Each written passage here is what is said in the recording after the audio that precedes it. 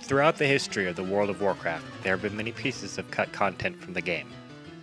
From resources I was able to find online, interviews, in-game analysis, file name brain, and errors beyond belief,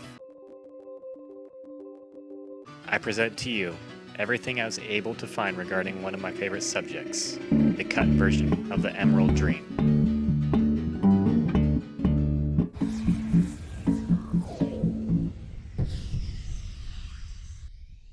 I'm Joey Wheeler. Who cares about the Emerald Dream? It's cut content. It's been covered 100 times before. So let me just start by saying this zone is massive. To understand what's happening, You're going to need a little bit of context. The Emerald Dream, first added into the alpha version of WoW 0.5.5 back in 2003. While resources for the game are very limited in these days, I was able to scrap together a few pieces of select footage for you to enjoy. I was able to locate 3 areas in Alpha WoW that had Emerald Dream textures. The versions I was able to access did not have anything on the ground at all. There could be a number of reasons for this, reminiscent of the Wizard of Oz and the Emerald Dream. References to the Emerald Dream can be found in interviews and quotes from as early as 2003, and it can be found in the game files as early as the pre-release version of Alpha WoW in 0.5.5. I was not able to nail down exactly who worked on this 100%, but Chris Menson, Mark Kern, John Statz, and Jeffrey Kaplan have the most quotes or references. And given the gross amount of work that those 4 people put into the early development of WoW, it's fairly likely that they at least had a hand in the development of the Emerald Dream.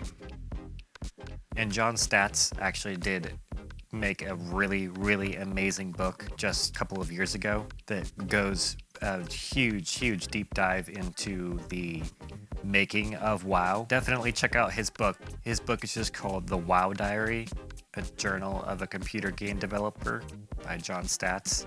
The alpha versions of the Dream I was able to access were very broken. I've seen videos and screenshots of different variations of the Dream in Alpha WoW, either ported into the Wrath of the Lich King version through emulators, database and map extractors, single-player servers like the Alpha Project, and other ways. So back into the exploration a little bit, WoW is built on a thing called ADT cells. Every zone, raid, dungeon, continent, etc. is a different width or height of cells. So to understand how large the Emerald Dream is, let's compare it to a couple of well-known places. So the Burning Crusade version of the Mount Hydra raid is 6x5 cells. The Obsidian Sanctum is 4x4 cells. Ulduar is 8x9 cells. And the left continent of Kalimdor is 16 wide by 48 tall. So the Emerald Dream is 16 by 16 cells. So it would go from the bottom of Kalimdor to the bottom of Mulgore. It's roughly 42% of its total height, so it's basically 9 zones worth of surface area put together. So it's huge. So in WoW, your baseline movement speed is 7.1 yards per second. So you can run across one of these cells in 75 seconds. So the Emerald Dream would take you 20 minutes to run across it if you were on foot. 10 minutes mounted, and 6 minutes roughly if you're on a flyer. You can start to see why the zone was never flushed out with the initial release of WoW. The Emerald Dream is composed of 2 main named areas. So there's the Emerald Forest and the Verdant Fields. And then there's one area that has canyons and some statues and some other interesting features.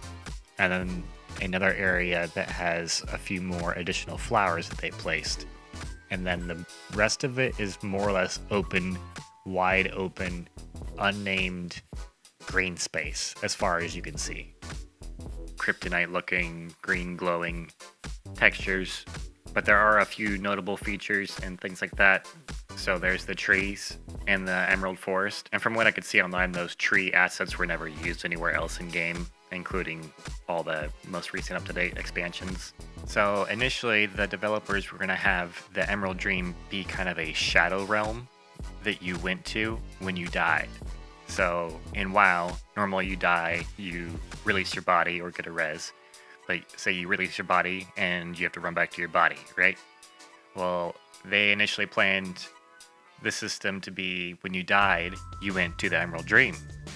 And there was quests. I'm not sure if they were going to put towns or how they would do that, because the Emerald Dream is supposed to be the world of Azeroth without any influence of like sentient life, basically. So there's no sundering. It's never been broken apart by the elf magic. The demons have never invaded. There's no orcs or humans or anything like that. It's just animals and chillness, you know? So I think that would have been kind of cool. But in the lore, like I said, I don't know how they would have done towns there. They would have had to make, like, I guess, little encampments or magical rigmaroles or MacGuffins to get an excuse to make towns in the Emerald Dream. Because, yeah, they describe it as being untouched by anything, basically. So, in the Emerald Forest, there's that arrow, and I kind of think that they maybe were going to put a base or like a town of some sort on that arrow, because it was kind of surrounded like a moat would be. It could have been like a crystal cavern or something like that. You know, an emerald, like fortress of solitude kind of looking thing. But, you know, who knows?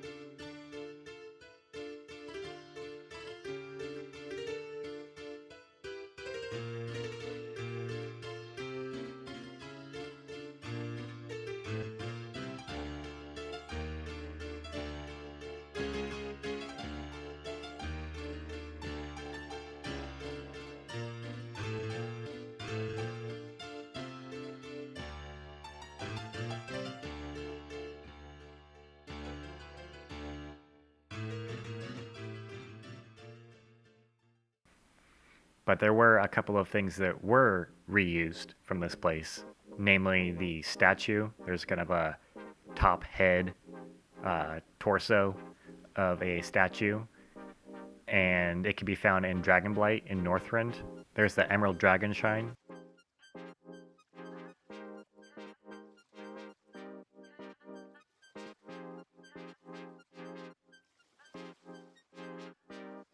And then they did reuse some of the textures in the Stormrage Burrow Dens, kind of in Moonglade. And then they also reused a good chunk of the textures in the Legion expansion when they redid the Emerald Dream and they made it into a raid.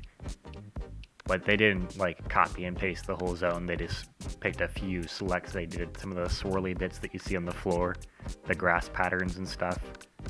The Dreamcatcher looking arches that kind of remind me of like runes from Warcraft 1 almost. It's kind of hard to place what some of these things would have or could have been. The Emerald Dream, they refer to it as a zone multiple times, but they most likely would have put a raid or a dungeon of some sort in this place because it's just too massive for it to just be in a wide open expansive zone with nothing here.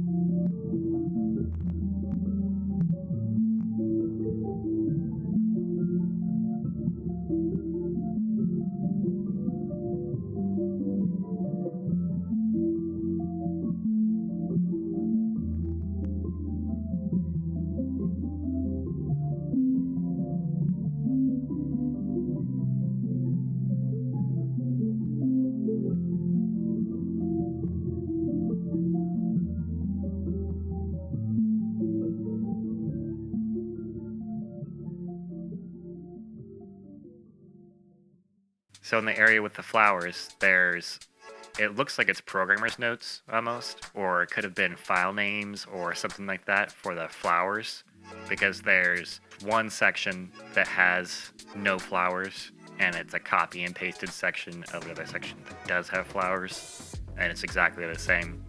So it's got to be some kind of programmer's notes, hand scratch kind of thing, like a file name or some kind of property of some sort.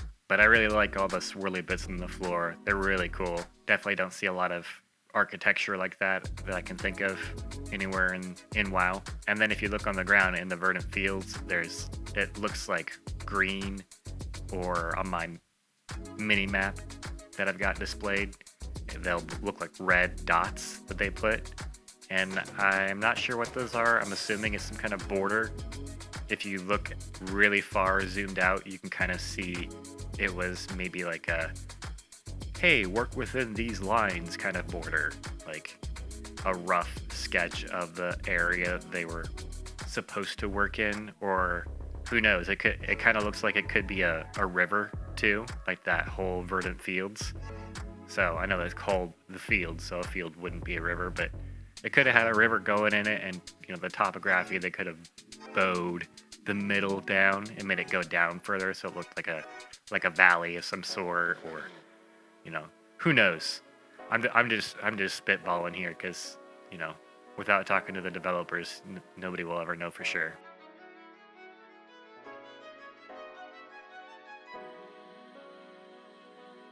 So as we round our way over to the last corner here, this is kind of the last part of the tour that I've got lined up.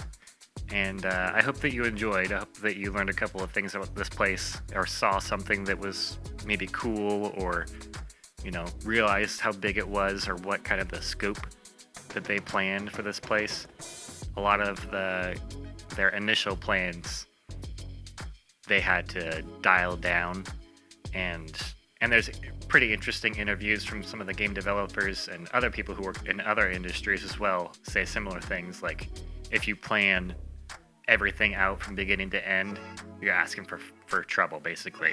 Like, plan a little bit, tackle it, plan a little bit, tackle it. And they really swung for the fences. And it's awesome. I can't imagine what the game would have been like just with the death system, that the way that they planned it. That would have been, I think, really cool. Not everybody, I feel like, would have liked it. Maybe they would have had to eventually make a shorter way to get back to your body or something like that, but I don't know. I just think it's really cool.